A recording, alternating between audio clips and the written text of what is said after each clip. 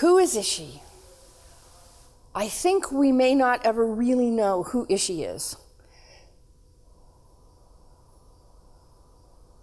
He was a child who was born and raised in a culture that we knew nothing about at the time, and he died before, many people really had a chance to know who he really was, and there was the language barrier. So it was probably hard to know who exactly Ishi was. Who was Ishi? Well, he was a Native American that the story says he came out of the hills into the slaughterhouse in Oroville, and that's where he was discovered. Who is Ishi? Ishi is not only an important Native American figure, but also a very symbolic Native American figure. Ishi is a man known as the last wild Indian in North America. He was the sole survivor of a tribe that was exterminated between 1850 and 1870. It's the best documented case of genocide in North America. It's a true story of extermination as public policy. I think Ishi's story is more about us than it is about Ishi. We're here at the Butte County Historical Society's Museum in Oroville, where we have an exhibit on Ishi, who was the Native American man who came in and basically turned himself over to the white culture in Oroville 100 years ago. This is 2011, and it was 1911 on August 28th when Ishi came into Oroville. We know in 1908 that his camp was found. He lost contact, we're assuming, with what was left of his family. There were just 3 or 4 individuals.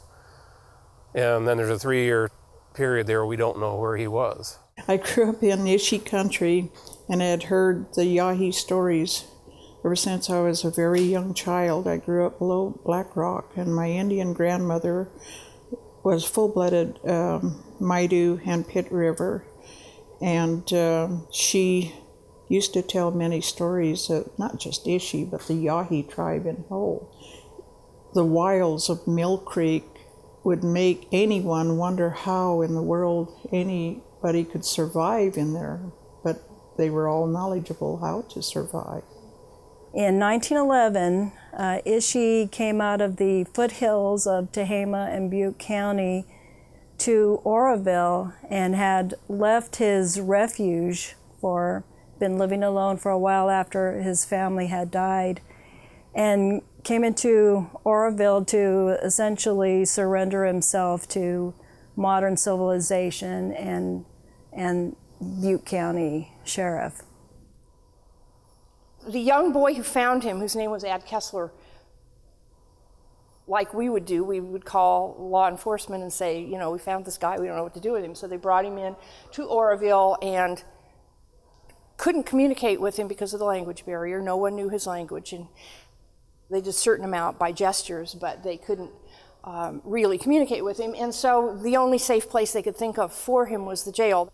Here we're looking at the actual prison register, or a copy of it, that when Ishi was booked into the jail in Oroville on the day that he was found, the evening that he was found. And it reads August 28th, 1911, Indian, wild.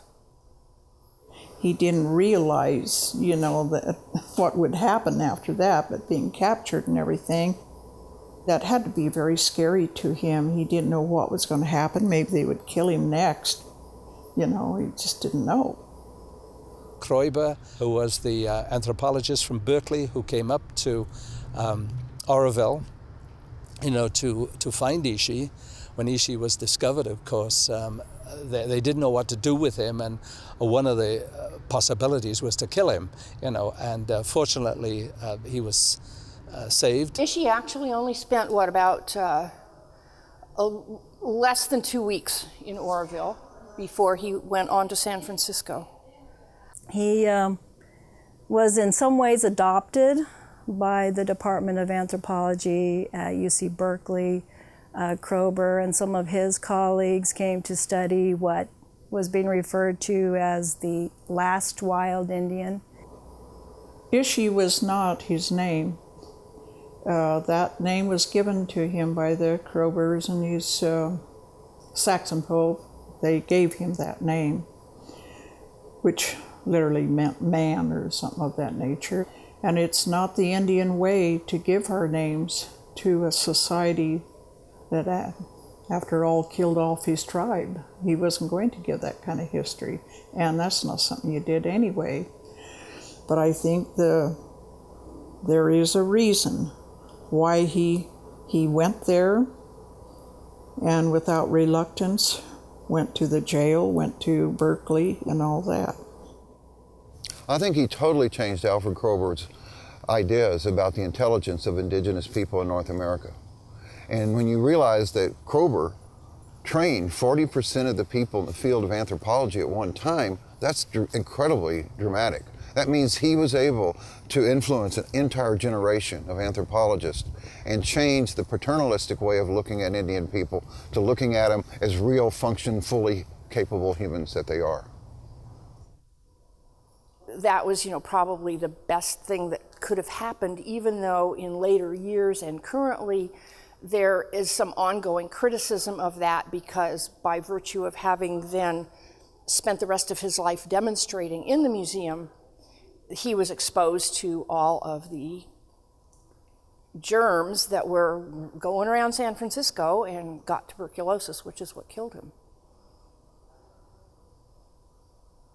When you present a concept such as the capture of the last wild Indian, that creates a cultural schema, a cultural concept that influences, at least in 1911, the complete population of the United States, okay?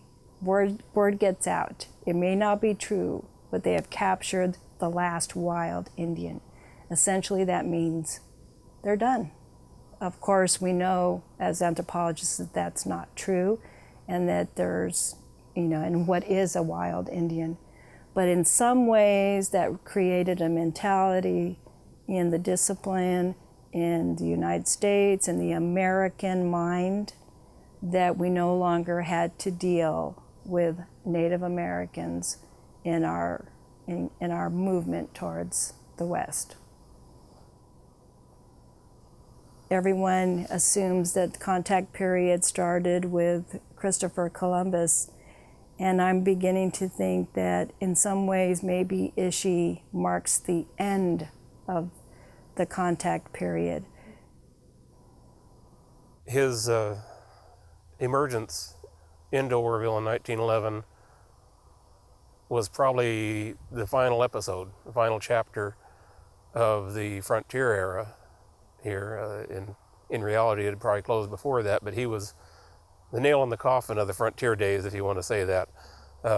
By coming out, the last wild Indian had come out of the hills. At least that was a perspective at the time.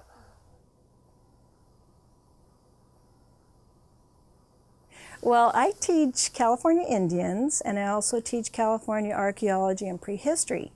And so I do have to deal with telling the story of Ishi.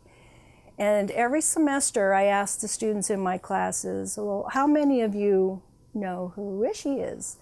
And over the years, fewer and fewer students recognize the name or know anything about Ishi's story. And this represents a general lack of acknowledgement or even knowledge of California Indians in general. The irony is people that do know about Ishi know a lot about Ishi. And there are many people that are almost fans of the Ishi story. And I think that includes some anthropologists too. They know more about Ishi today than Ishi knew about himself, it seems. And you wonder, why are people just so fascinated with Ishi when we have so many incredible Indian people alive today, continuing and carrying on their traditions? It's so much easier to know everything about an individual than it would be to know about the numerous Native American groups that were in California at the same time. that's something we do tend to do, is to lock the stories of our past onto individuals. I don't think people have had any real contact with real Indians. And if they don't, then they're lost in their romantic visions of the past. I think another reason that there are fans, so to speak, of Ishi is that there's still a stereotype of the Native American being the conservationist, the spiritual entity, some of those stereotype aspects of Native American culture that I think modern culture feels missing. And I think some people still see Ishi as representing some of those old ideas about Native Americans that didn't account for their diversity, that didn't account for their individuality, that didn't account for the number of unique tribes and cultures and groups that were found in California and are still here. I think that romanticized ideal is going to be there, and is always going to be there because of movies and books and myths and stories and our history with Indian people in this country. But I think Ishi's story is so powerful and so important for people to know, and to know what we did and why he was the last, that counts for more than anything else. And I think we can't get beyond the idea that our culture really did displace his culture, and that's a fact that people have to really face when they think about Ishi. And I think until you talk about that, you haven't really faced that role of your own culture. How much do you want me to go into this? My family on my mother's side goes back 5 generations to the 1850s in this area, and originally to mine for gold, and eventually they moved into farming. They bought a farm in the foothills just east of Chico that happened to be on the same path that the Indians followed when they left Mill Creek and Deer Creek in order to do raids. I recall hearing stories about this as a child, because my ancestors did respond when their farm was robbed, when their neighbors were attacked. They did respond going into the hills of Deer Creek and Mill Creek Canyon to punish the natives that they thought were responsible for the attacks. Also, probably about the age of 12 or 13, I first read the book that Theodore Kroeber wrote about Ishi. I'm not sure at what point I realized that the two tribes were one and the same.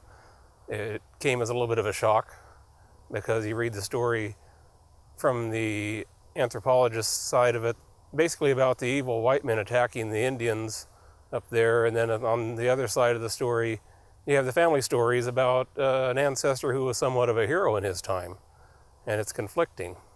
Well, I think you learn your history, but you have to learn both sides. And this is what I've always tried to do. It's such a one-sided story. You hear about what the Yahi did, and they did do some mean things, but you never hear too much about what, the posses and these white people did to the Yahi. They raped their wives, they killed their children, they did a lot of mean things too. But you don't hear too much about that.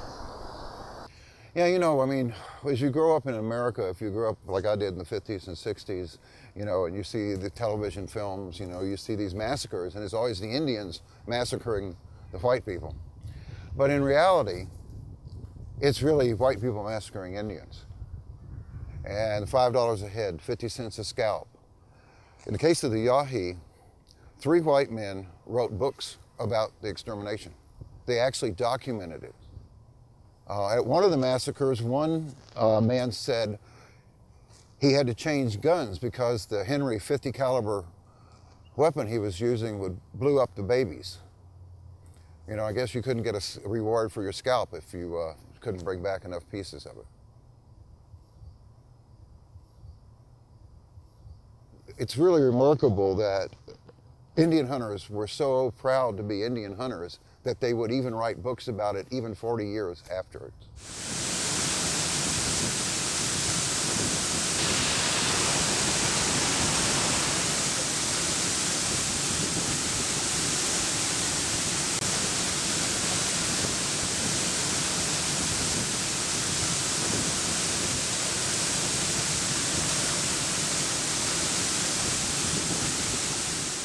When Ishi had been at the museum for not too long a time, the anthropologists were trying very hard to get him to go back into his country. They wanted to learn language names for plant, location names. They wanted to see him in his native setting with his native skills. They were trying to record everything that they could because they knew that this was a really special chance, to really get the real thing and learn about that.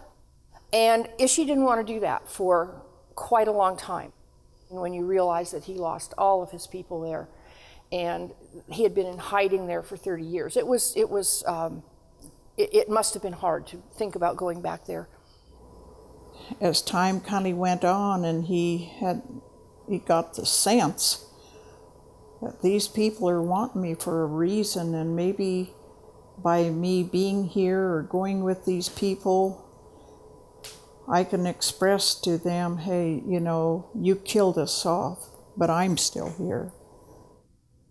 How does Ishi help tie it all together? Well, I don't think the Ishi story has tied it all together yet. I think even though it's been 100 years, even though this is the centennial of the Ishi event, I think we're still dealing with issues of the wrong impressions of California Indians. I want to say one thing more about Ishi, and that is when he died, of course, Kroiber was not present. And Kroiber sent a telegram begging them not to touch Ishi whatsoever. Don't cut him, don't autopsy him, nothing, please. And unfortunately, the telegram did not arrive in time, and Ishi's brain was taken to the Smithsonian. Why was Kroiber so adamant about this? Because for Ishi, the whole body had to go into the final resting place, and the whole body. And so only recently, within the last 10 years, has the brain of Ishi been restored here in Northern California. It was in the fall of the year we gathered the remains of Ishi, his brain and the cremated ashes, and brought them together and made a trip back to his homeland with the remains. And the Redding Rancheria was the ones involved, and they picked me up, and we went back into Mill Creek Canyon, where Ishi had lived for many, many years. And we picked a spot to repatriate his remains, and there was 11 of us, all Native American people, some of the Pit River tribe, some of the Wintu tribe, and the Maidu tribe. We did the repatriation, and a bunch of the elders did the private ceremony out in the mountains at the burial site itself. And then after the burial was over, we all gathered at Black Rock and shared many of our feelings, which there was many different emotions showed. There was sadness, there was happiness, because we at least got this very important job done, and to bring Ishi back amongst the spirits of his people where he should have been in the first place. But after all these years of him sitting in a Pueblo jar, and where his ashes were kept, and then his brain floating around in a jar of formaldehyde back at the Smithsonian, at last we had gathered all this and brought back to his homeland. And it was almost like a feeling of the spiritual world thanking us in many ways. Like, for instance, while we were sitting at the campground having our lunch after all this was done, the wind blew like breezes over all of our faces, and hard enough to blow down some of the pine needles down on our table and on our shoulders and all. It was kind of like nature saying thank you, and the spirits of the Yahi people there with us. You could just feel the presence. And it was a good feeling, peace within.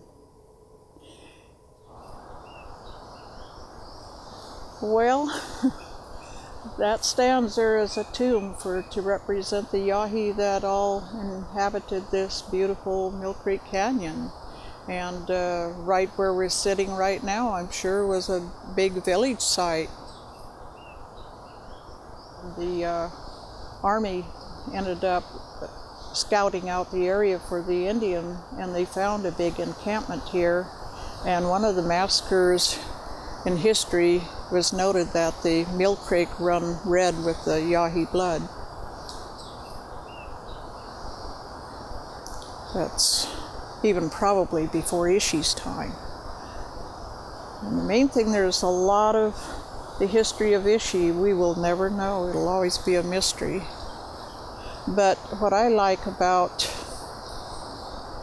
telling some of the Ishi stories is try to make it as truthful as I can, you know, about the area, where they lived, where their village sites were, and evidence of their burial grounds, and the fact that I was part of the repatriation.